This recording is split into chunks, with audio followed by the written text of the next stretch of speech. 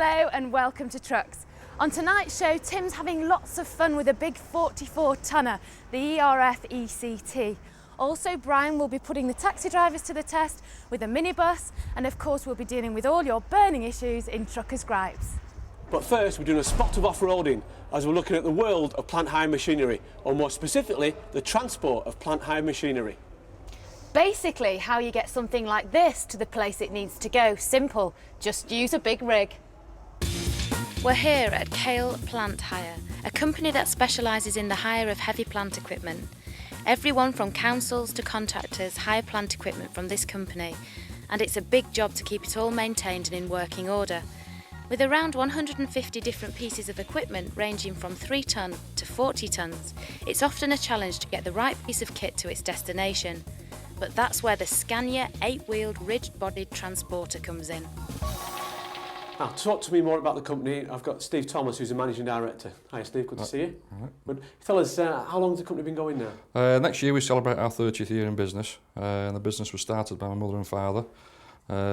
It's very much a family business. My 2 sons are following through behind me as well. And what sort of contracts do you get involved in? What's the sort of biggest we deal with all the major contractors. We worked on the stadium with the Langs, and we worked on the Metrolink in Manchester. We deal with small builders, a full variety of builders and contractors. So this must mean a lot of investment for you. It is. It's a large investment because I think you can relate to a JCB. I think everyone can relate to a JCB in our industry. That costs up to £35,000 to buy, to put on the road. When we've got over 150 items, you can imagine how much money we're talking about. 150 items, that's a heck of a lot. It is, yeah. Does that include the trucks as well? The trucks as well. We have transporters for transporting the equipment around. We also have tipper wagons, which do bulk excavations on site. And a lot of people that talk to us, certainly on construction, seem to say a lot about legislation, things like that. Is that a major impact to you? That is getting harder and harder to control.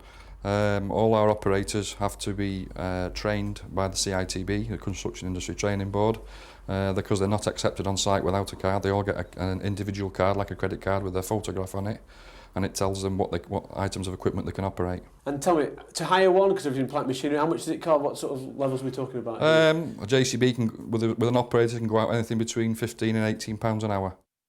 Steve, I believe you've got a driver ready for me now. I have, yeah. This is David, one of our transporter drivers. He's going to take you on the road and show you how we do it. Good to see you, mate. Okay, good to see you as well. If you get things sorted out, I'll be down with you in a minute. Okay. Okay. Well, that's me sorted out. Let's go and see what Helen's up to now. Empty truck, Dave needs to load up. Whilst he's doing that, why don't we check out this week's van test with Brian and the minibus? This week, instead of just looking at a white van, let's look at something a little bit different. A minibus. Something to take your friends out in.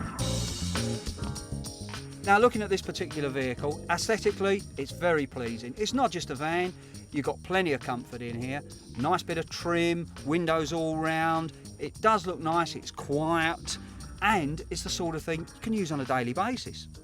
If you're looking at buying a minibus, things to check for. Make sure you've got correct seat belts fitted. Make sure you've got the proper seats, the proper anchorages.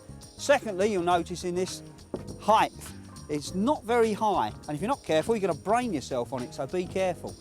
Now, if you're looking at buying one of these to use privately, no problem. Go out, buy it, you can use it. But if you're thinking about starting up a small business, then there's a few things you've got to know. To run one of these vehicles, you need a CIS certificate, not just a standard MOT. You also need a licence to operate one of these, so before you buy the vehicle, get everything in place.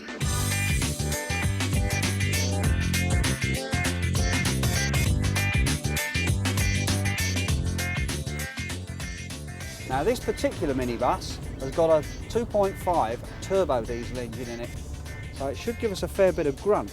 Now, if we're carrying 14 passengers, plus driver makes 15, then what are we, 65 kilos a person, so you need to have a bit of grunt behind the old girl or else it's not going to go. Now, it's very responsive. Smooth, nice bit of torque. Plenty of power without being too aggressive.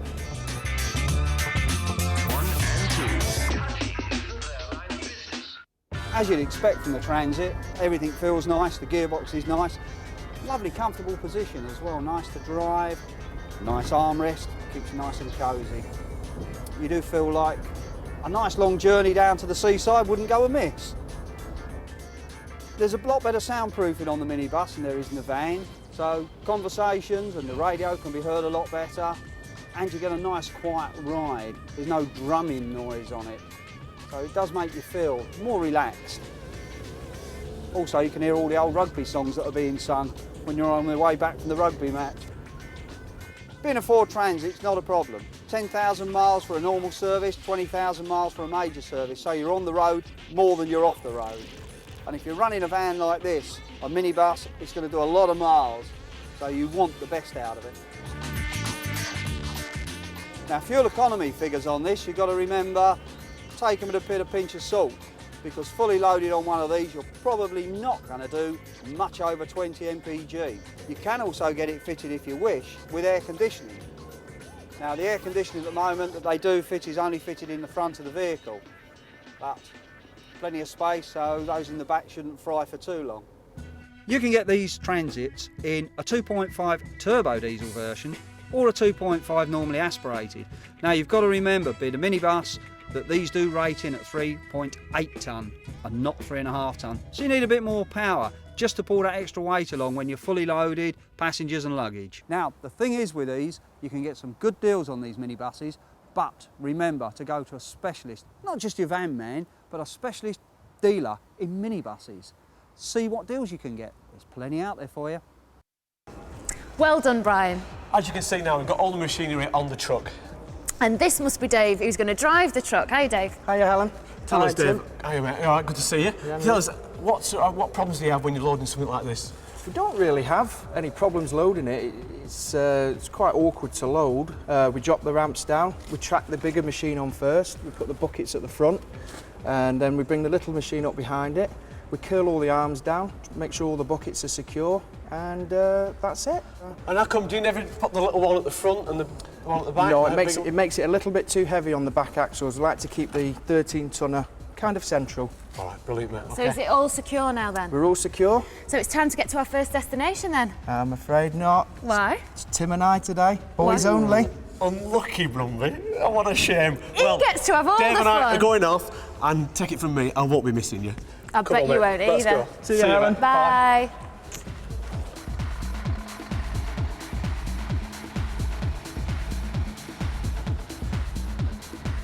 And how many drops a day we do on average? We would do about 5 or 6 drops in the morning, Yeah. sometimes before 8 o'clock. Then we would have a quiet period during the day, and then we might have 2 or 3 at the night time. Sometimes our quiet period in the day can be taken up with collections that we haven't picked up from the night before. How often in advance do you get to know what your drops are going to be, things like We would know the night before that? Right, normally you know the night. what we're going to drop in the morning. Right, We would aim to deliver everything to site for 8 o'clock. right. No matter where that is in the northwest, we go for 8 o'clock. That's Right. what time people like to start work. Yeah. So what's the worst drop-off you've done? What's the worst, The worst job? drop-off is we drop little mini diggers off at people's houses early in the morning, and you've got double parked cars on the side of the road, and you're trying to get down, or you might have to get out and fold people's wing mirrors back to actually get down the road.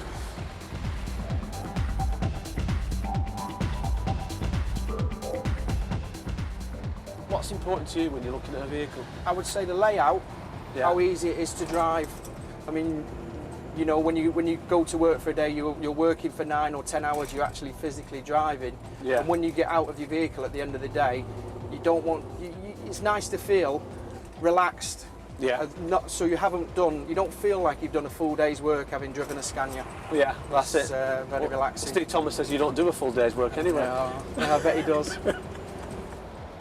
Is there anything teething problems or little niggles about it, or? Not teething problems. The problem we had when we first got it was obviously it's on air suspension. Yeah. Was just getting the levels of the air suspension right, because we're on ABS. Our second axle is Right. ABS. Yeah. And our fourth axle is ABS.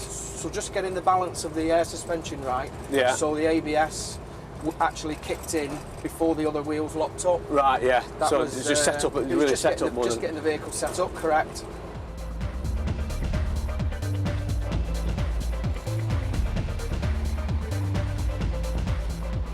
Well, Well, that's it for this part of the show, but be sure to join me later when we'll be taking a look at Tim's truck test, and that comes in the shape of a really big one this week, the ERF ECT 44 tonner. We'll also be taking a look at your problems in truckers' gripes.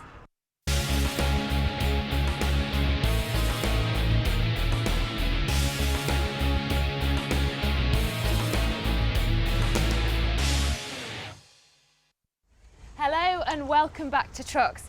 Now, so far in the show we've been digging into the world of plant machinery, seeing how it's moved from one site to another, and there's more of that later.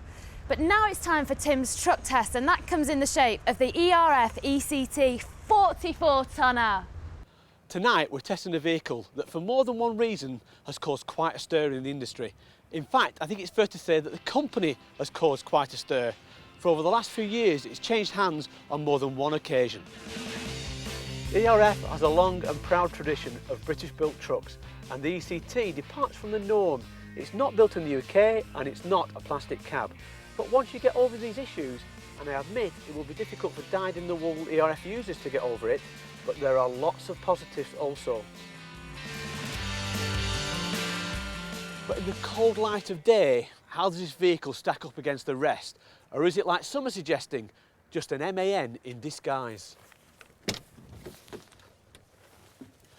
Well, by now, most of you have guessed, I'm test driving the new ERF ECT range, and I just can't wait.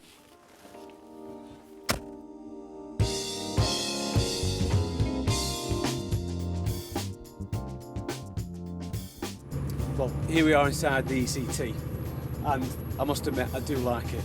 I was a great fan of the TGA, and I'm a great fan of this vehicle.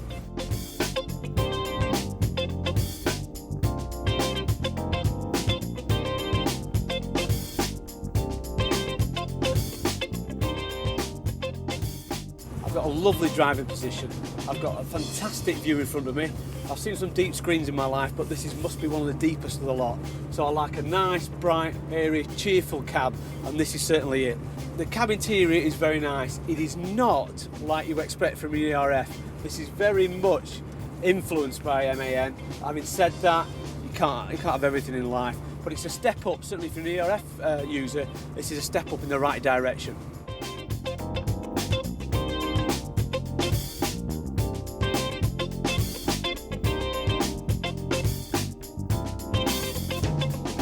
I've got the 16-speed ZF gearbox with comfort shift as well, and again, I do like that. We've got this mixture at the moment with the electronic gearboxes. We've got automatic, semi-automatic, we've got comfort shifts. I don't know the point of having comfort shift to a great extent, but I do like it because it does feel like the gearboxes of old, the gearboxes that I was brought up with, and therefore I feel like I've got the option either way. I do like moving the gears around and knowing where I am, and certainly the ZF with this mixture of comfort shift allows you to do that.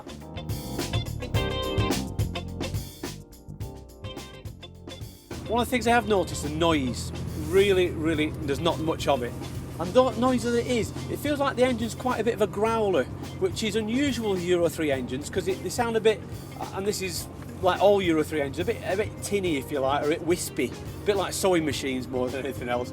This has got a real growl to it, but at the same time it's quite nice because it's well muffled. You can feel the sound insulation is really saying to it, hey, it's a bit of a growler this, but we're not going to let it intrude on the driver. The vehicle I was testing today was the ERF ECT 1142 MT. It's a 6x2 mid-lift tractor with the Cummins 10.8 litre engine. That's got a power of 420 brake horsepower, 1700 newton meters of torque, and it was matched to the ZF 16-speed gearbox with comfort shift. So the acid test is it an MAN in disguise? Well, first of all, let me say, get used to badge engineering. By that, the same cab with different names on. This is the way the commercial vehicle industry is going. Secondly, if you're an ERF user, you'll find this a great improvement. It's a good roomy cab, it's got an excellent driveline, and with the Cummins engine, it does differentiate itself from the MAN. What I would say is, it's up to the marketing people and the after-sales people at MAN and ERF to differentiate them for you, and then you can pick it yourself. I don't know, Tim's just not happy unless he's sat behind the wheel of a big monster, and that was a big mother truck at 44 tonnes. Now less of that and more of this. Throughout the series we've travelled the length and breadth of the country to bring you all of your problems in Truckers' Gripes, and here are a few more. There are over 27 million vehicles on our roads, 550,000 of which are part of the heavy haulage industry. So why, despite making up such small percentages of vehicles, trucks and their drivers are viewed by car users with such contempt? I don't think that car drivers see truck drivers in favourable terms, but I think that's possibly because they're not familiar with driving vehicles and understanding some of the difficulties that drivers of trucks have in overtaking, accelerating, braking, etc. Truck drivers likewise are less than complimentary about car drivers for pretty obvious reasons. Unless you've driven a lorry, you can't really see the problems. It's a totally different thing from driving a car. The cars are just silly, just don't think about what a truck is trying to do. Without the trucks, the country would come to a standstill anyway. With Britain suffering from one of the worst transport infrastructures in Western Europe, the only way for the majority of our goods to be transported is by road. The question is, how can we make the average road user a little more understanding of the problems faced by hauliers? Short of enabling people to jump in a truck and actually see what it's like to drive one of those with a load of cars whizzing all around them, then I think it's nigh on impossible. People need to appreciate you live in a consumer society, which means these goods have got to get somewhere, and we do that job. It was no different than 200 years ago, guys driving stagecoaches across countries, and we're doing that same job now. Without us, all of the goods and all these people wearing ties doing their jobs, none of it means anything. Nobody would be getting anything. So, we're a necessary evil. Only we ain't so evil, right? It is estimated by the year 2020 that there will be around 32 million cars on our roads. The congestion problems of today will seem like a dream, and unless the country's infrastructure improves, the amount of freight transported will also rise. If this is to be the case, cars and truck drivers are going to have to find a way to get along. The question is, how? Well, we're here at our first drop-off point. What we've got to do now is get a mini digger out here. So I'm going to go around the back to see Dave, see if he needs some help. The 3-ton mini digger being unloaded is for use by the local council.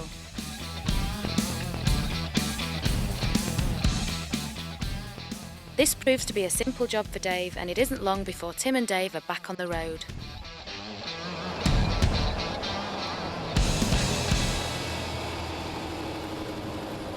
What's the torque like on this vehicle? It's not too bad. You have to obviously make sure you're in the right gear. Yeah. If you're rolling and you put your foot down, but generally very good. What about your diff locks? Do you use it much or not? I do, yeah. I do have to use my diff lock quite a lot, especially when I'm empty. With it being an 8-wheeler rigid, yeah, you tend to find that if you're backing out of somewhere and it's on a gradient, you've no weight on one side of the vehicle with it being empty, yeah, and very rigid. You just have to engage the diff lock and sometimes the double drive. Right, yeah, the cross locks as well. Yeah, just the cross locks as well.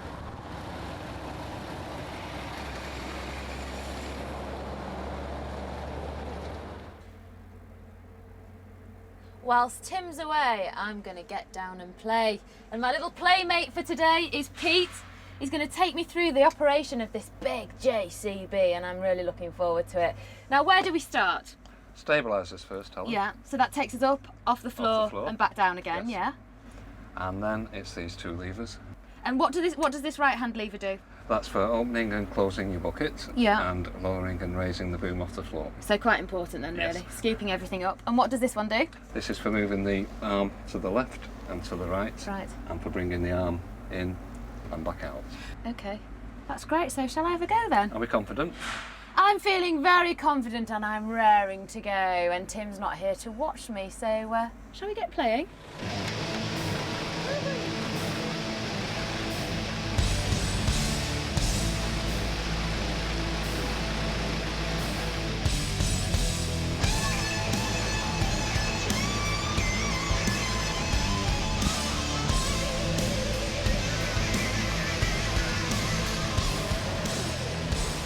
Towards me.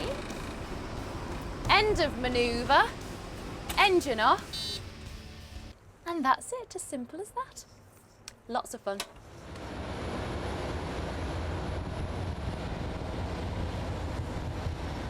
What time are we going to be dropping it off then? We'll be dropping it off it'll be about 12 o'clock now by the time we get it up to them. That gave us, I say an hour in our depot to get it ready, get the attachments they required, give the machine a full check over, and we're on our way delivering it to them now.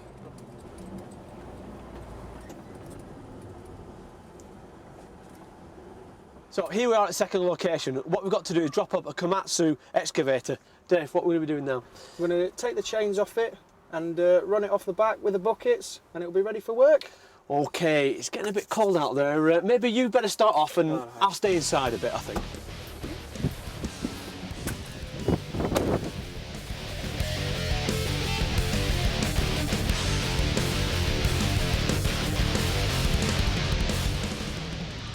The 15-ton duck is a tricky piece of kit to unload, but Dave makes it easy, and then it's back to base.